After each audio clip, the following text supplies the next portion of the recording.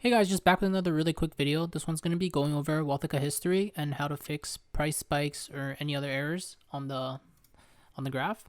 So if you can see here, I created a fake spike or like I guess like a fake error. So this may pop up if your institutions aren't syncing correctly, or Wealthica's parts, they may have an error or something. This is a very easy fix. All you gotta do is zoom in a bit, so highlight over the spike.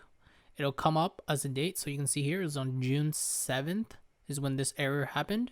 All you gotta do is go down to your accounts, and then go down to June 7th, as you can see here, and you can go over the deposits you've had on through your institutions. So this is a very easy spot for me because I created this earlier.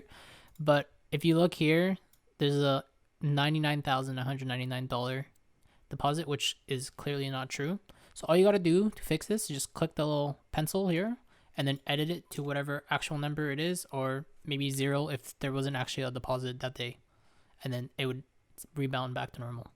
I hope that was helpful. Again, this is a really quick fix, and yeah, if you guys have any questions, leave them down in the comments below, and I'll be happy to get to them.